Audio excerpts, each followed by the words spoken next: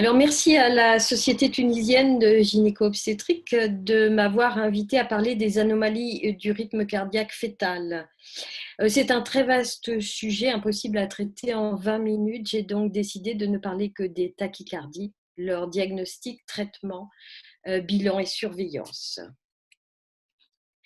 Les tachycardies fœtales sont faciles à dépister puisque le rythme cardiaque fœtal est anormalement élevé, supérieur à 180 battements par minute.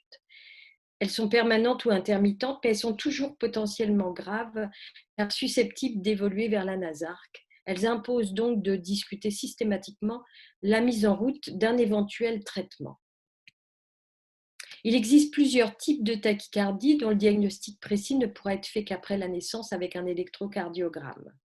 On trouvera des tachycardies atriales, dont les tachycardies atriales ectopiques, relativement rares, qui naissent d'un foyer d'excitation auriculaire dont la fréquence cardiaque est supérieure à celle d'une sinusale. Les flotteurs, plus fréquents, liés à une réentrée intra-auriculaire avec une dépolarisation permanente et régulière de l'oreillette. Les tachycardies jonctionnelles réciproques par réentrée, elles sont les plus fréquentes, 70% des tachycardies, et elles sont de deux types. Les réentrées qui se font par des circuits de conduction aberrants à conduction rapide, qu'on appelle les tachycardies jonctionnelles réciproques à QP' court, et celles qui se font dans des circuits de conduction aberrants à conduction lente et qu'on appelle tachycardie jonctionnelle réciproque à QP' long. Il existe d'autres types de tachycardie beaucoup plus exceptionnels dont je ne parlerai pas. Ces tachycardies ont toutes des caractéristiques qui vont donner des idées de leur pronostic. Les tachycardies atriales ectopiques ont une fréquence relativement lente, entre 180 et 220 battements par minute. Elles sont donc relativement bien tolérées, mais leur traitement est difficile et les récidives sont fréquentes. Le flotteur a une fréquence auriculaire très rapide, entre 300 et 600 battements par minute. Un battement sur deux seulement est le plus souvent transmis au ventricule et la fréquence ventriculaire habituelle est entre 150 et 400 par minute. La tolérance fonctionnelle va être dépendante de la fréquence ventriculaire. Le traitement peut être difficile, mais il y aura peu de récidives dans les flotteurs.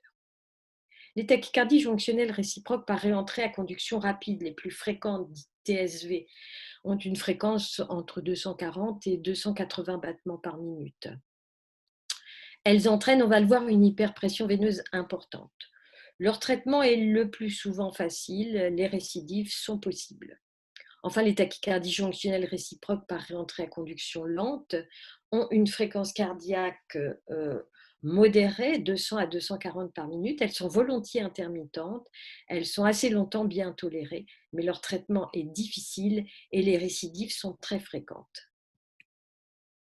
Alors, comment va évoluer un trouble du rythme? Eh bien, par son retentissement hémodynamique, et la crainte est bien sûr la nasarque, qui va apparaître en fonction de différents facteurs. D'abord, la fréquence cardiaque. Plus la fréquence cardiaque est rapide, plus le remplissage ventriculaire et l'éjection ventriculaire sont difficiles, donc hémodynamique difficile, et plus le remplissage coronaire se fait mal, donc plus le myocarde est mal irrigué.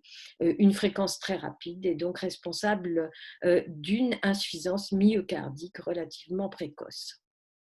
La durée des crises, il est évident que si les crises sont intermittentes, entrecoupées de rythmes sinusales qui permettent une récupération, elles seront mieux tolérées que les crises permanentes.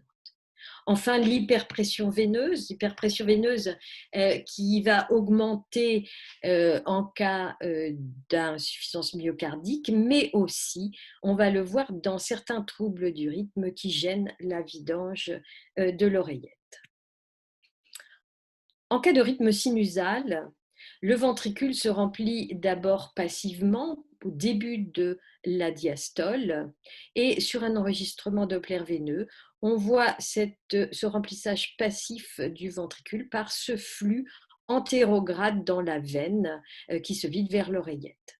Le remplissage ventriculaire se poursuit par la contraction de l'oreillette qui entraîne une augmentation de la pression auriculaire, donc une bonne vidange vers le ventricule, mais l'arrêt du flux antérograde dans les veines, voire un léger reflux veineux, marqué sur le Doppler veineux par cette onde A nulle ou rétrograde.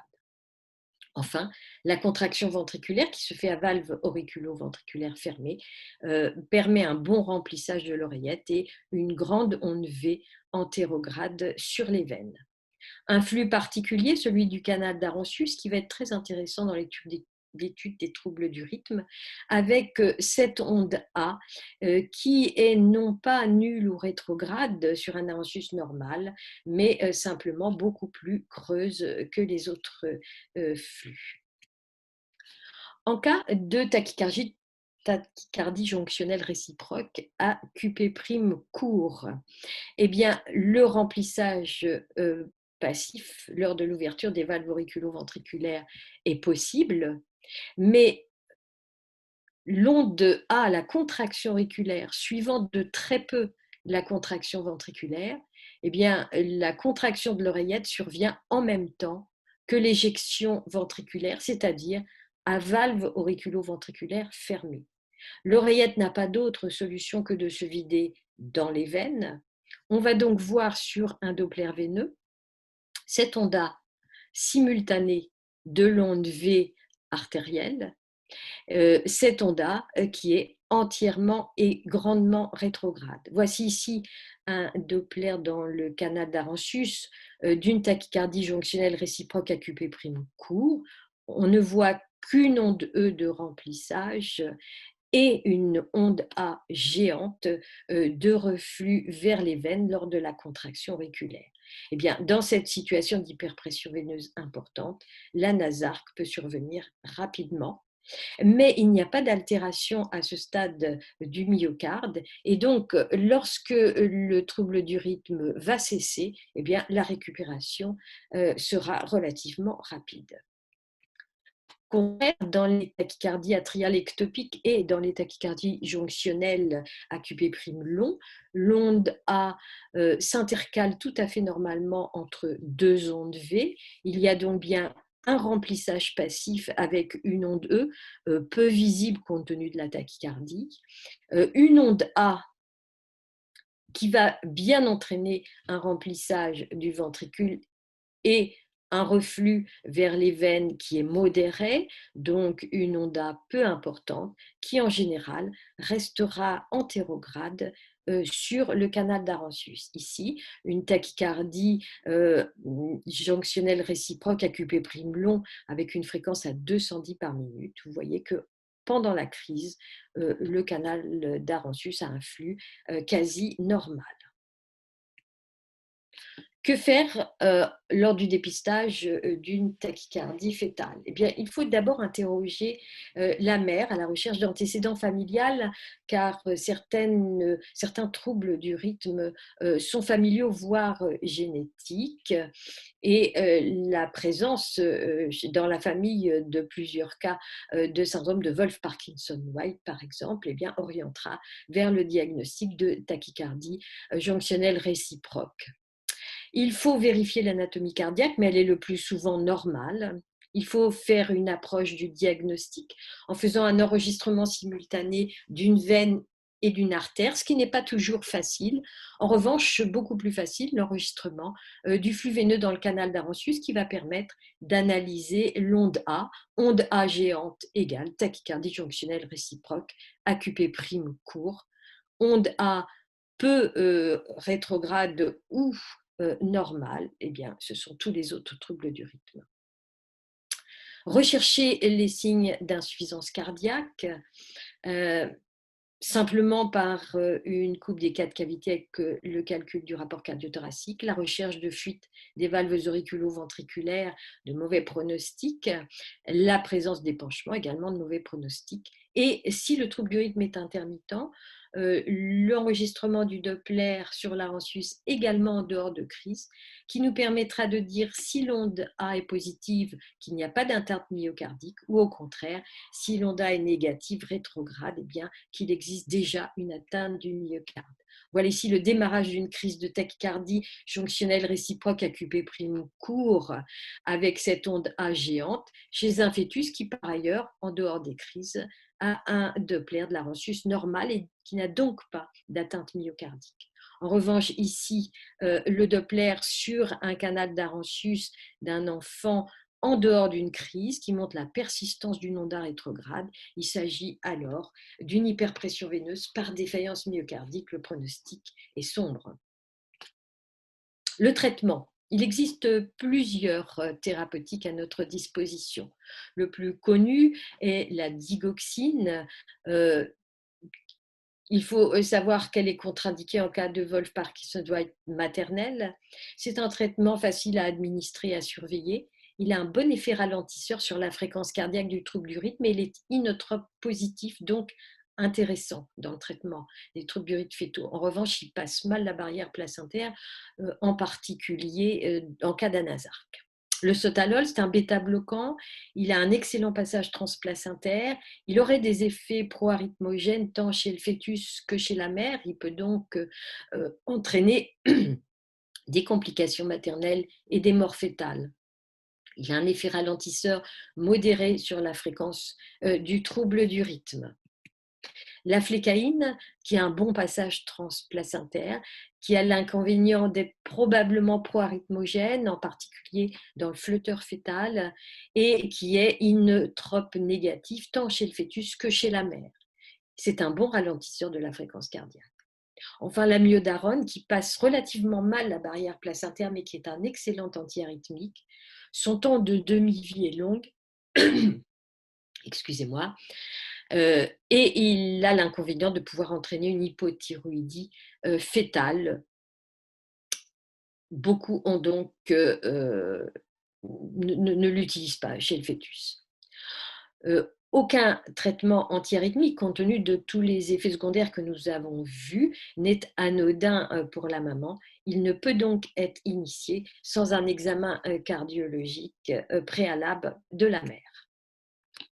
Comment traiter? Eh bien, aucune étude randomisée ne permet de définir un protocole thérapeutique fiable. En l'absence de signes d'insuffisance cardiaque, la digoxine seule est souvent le traitement de premier choix. En cas d'anasarque, en revanche, une association de 2 antiarythmiques est préconisée. L'efficacité du traitement est toujours évaluée au 5e jour. Voilà un arbre décisionnel avec un trouble du rythme bien toléré, une monothérapie, le plus souvent digoxine, mais certains utilisent d'emblée sotalol ou flécaïne, avec à 5e jour une réduction, et bien souvent on continuera la digoxine seule à dose minimale active.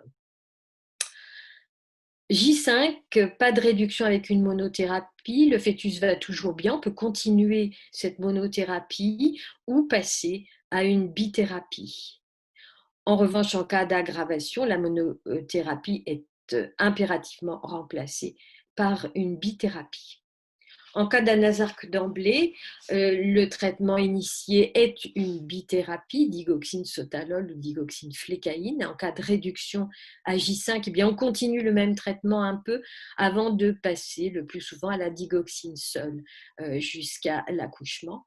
S'il n'y a pas de réduction, soit l'état clinique est stable ou légèrement amélioré, on peut continuer la même bithérapie. En cas d'aggravation, on passera le plus souvent à digoxine-cordarone et on discutera d'une éventuelle naissance. La naissance d'un enfant en anasarque, en trouble du rythme et de mauvais pronostics, car si l'enfant est prématuré, le traitement antiarythmique sera difficile à mettre en route et à équilibrer.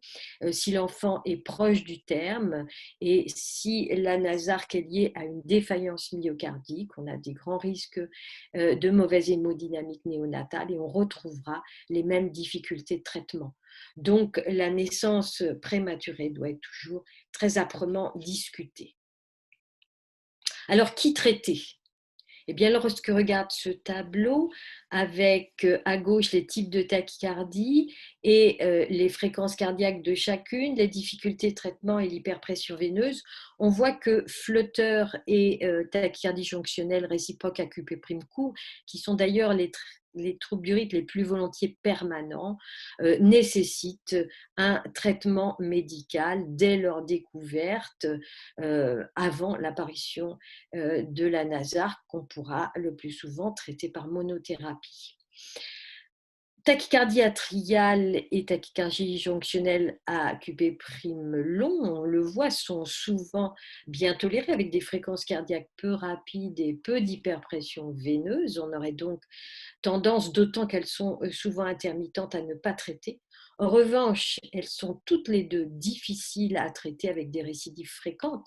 Et donc, si l'on attend la NASARC pour traiter, eh bien, on aura peu de chances de revenir en arrière.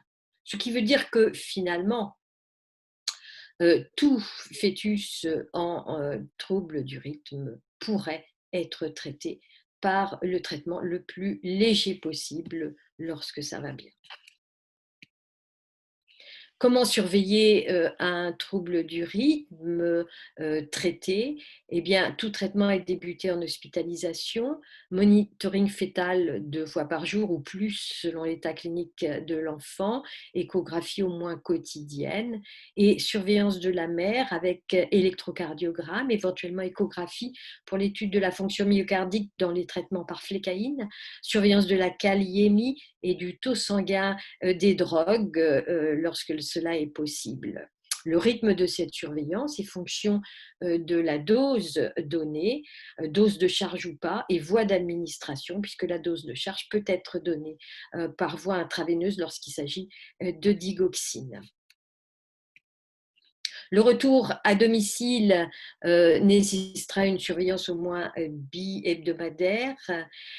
S'il n'y a pas d'anasarque, eh bien, quand le traitement maternel est bien toléré, quand le trouble du rythme est réduit ou bien toléré avec une fréquence cardiaque ralentie, la maman peut retourner à domicile. En cas d'anasarque, le retour à domicile ne sera possible qu'après réduction du trouble du rythme et guérison ou nette régression de l'anasarque. En conclusion, toutes les tachycardies fœtales sont potentiellement graves. Sauf extrême urgence, le traitement sera maternel et nécessite un bilan cardiologique préalable et une surveillance maternelle. Il existe de multiples protocoles de traitement. Le diagnostic précis de la tachycardie par les enregistrements Doppler simultanés veine-artère et par l'enregistrement Doppler du flux dans larynxus aide à la décision de traiter ou non le trouble du rythme et aide au choix thérapeutique. Je vous remercie.